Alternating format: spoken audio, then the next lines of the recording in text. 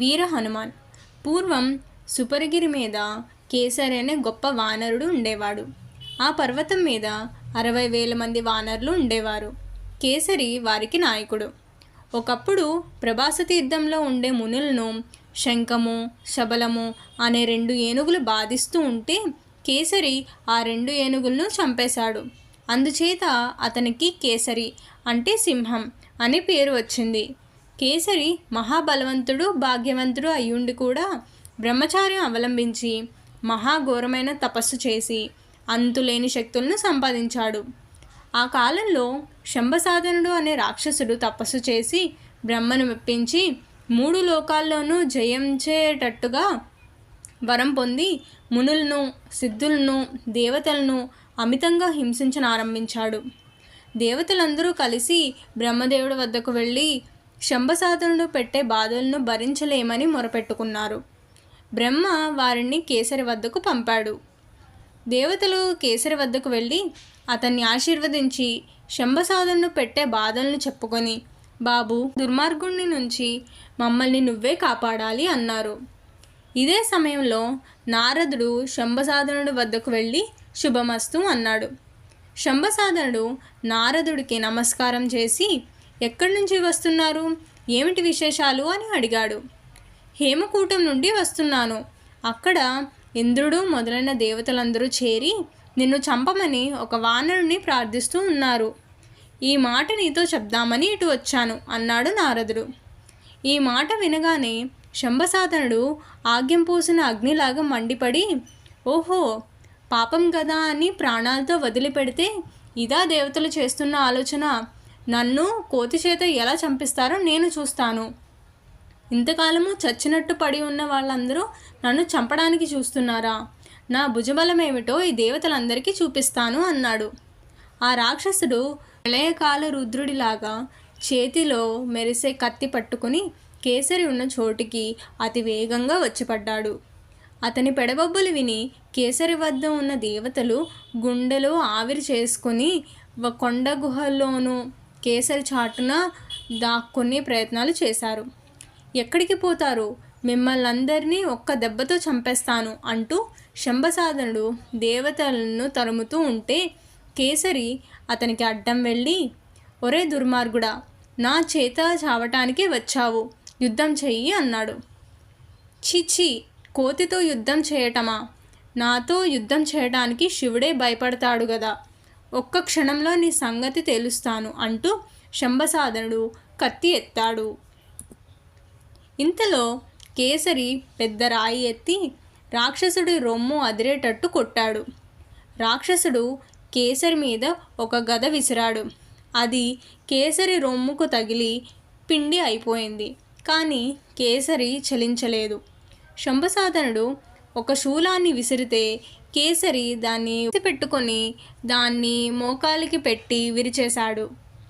అప్పుడే ఆ రాక్షసుడు కేసరిని కత్తితో కొట్టడానికి ముందుకు వచ్చాడు. కేసరి తన తోకతో రాక్షసుడి చేతి మీదున్న కత్తిని కొడితే అది కింద పడిపోయింది. కింద పడిన కత్తి తీసుకోవడానికి శంభసాధనుడు ఒప్పుకోక బాహుయుద్ధానికి సిద్ధపడ్డాడు. కానీ కేసరి పిడికిలితో ఒక్క పోటు పొడిచేసరికి అతడు రక్తం కక్కుకొని చచ్చాడు. రాక్షసుడు చావడంతో దేవతల కష్టాలు తీరిపోయాయి. దేవతలు కేసరితో, ఇంతకాలం బ్రహ్మచారిగా ఎందుకు ఉన్నావు, ఇంకా పెళ్లి చేసుకుని గృహస్థుడు వైపో అని కేసరిని హెచ్చరించి వెళ్ళిపోయారు. కేసరి కూడా తనకు అనుకూలంగా ఉండే కన్య కోసం చూడసాగాడు.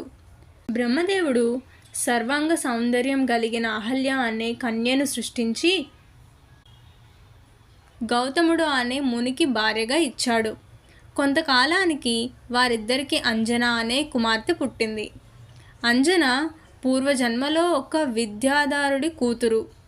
ఆమె గొప్ప గాయకురాలు. అందుచేత ఆమెకు సుకంఠి అనే పేరు వచ్చింది. ఆమె ఒకసారి తన చెలికత్తెలతో హిమాలయానికి వెళ్ళి అక్కడ ఒక సరోవరంలో జలకాలాడి ఒక చెట్టు కింద ఉంటుండగా అగ్నిహోత్రుడు అటువైపు కనిపించాడు. అతన్ని చూసి సుకంఠి నవ్వింది.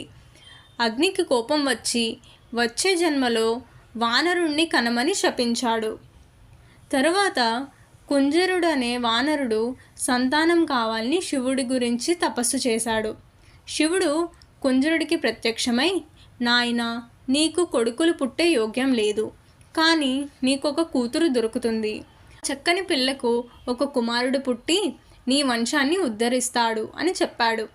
తరువాత కుంజరుడు తనకు కూతురు ఎప్పుడు దొరుకుతుందో అని ఎదురుచూడగా ఒకనాడు గౌతముడు అంజనను అతని వద్దకు తెచ్చి పెంచుకోమని ఇచ్చి వెళ్ళిపోయాడు. శివుడి వరం ఇలా ఫలించింది. కుంజరుడి సంతోషానికి అంతులేదు.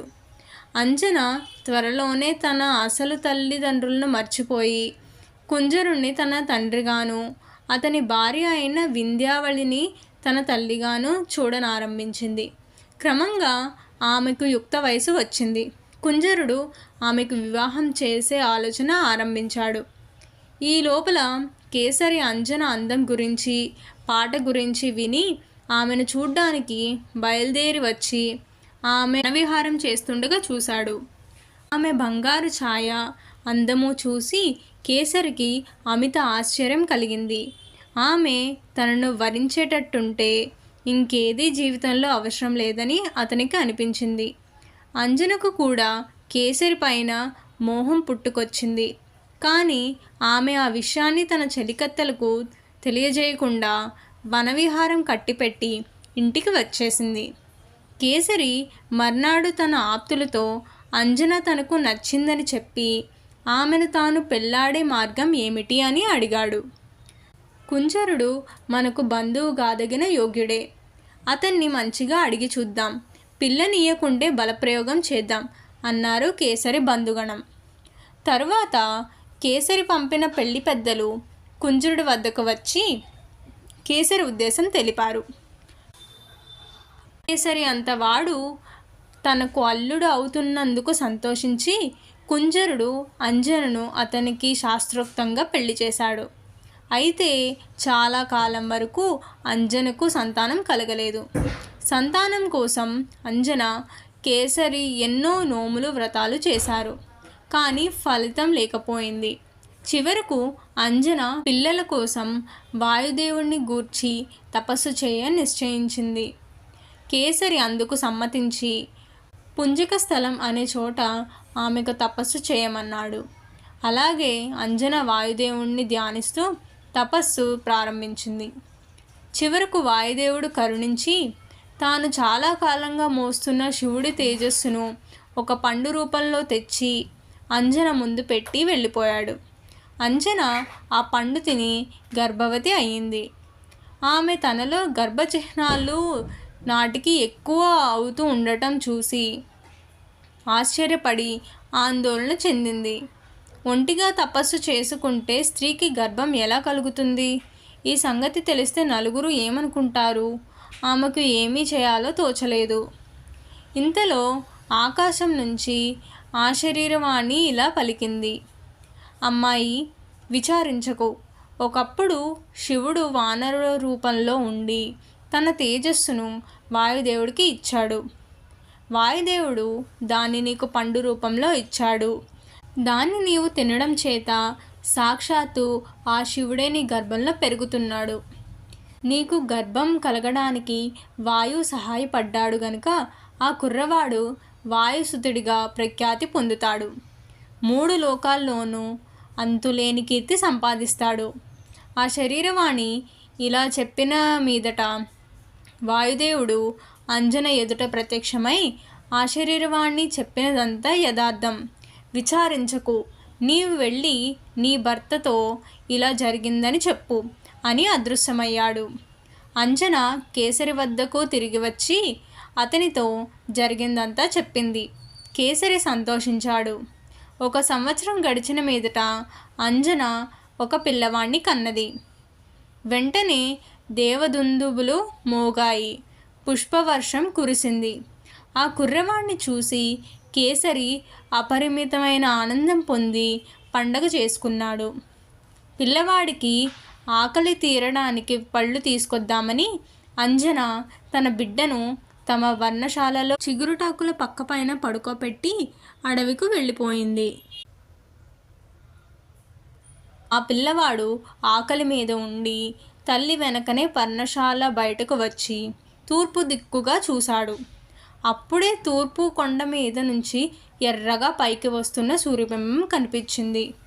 దాన్ని చూసిన ఆ కుర్రవాడు పండు అనుకుని తెలియనితనం వల్ల దాన్ని పట్టుకునే ఉద్దేశంతో ఆకాశానికి ఎగిరాడు.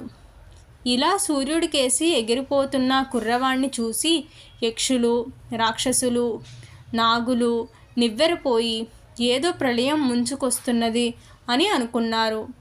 ఇదేదో అపూర్వమైన కొత్త అవతారంగా వాళ్లకు కనపడింది.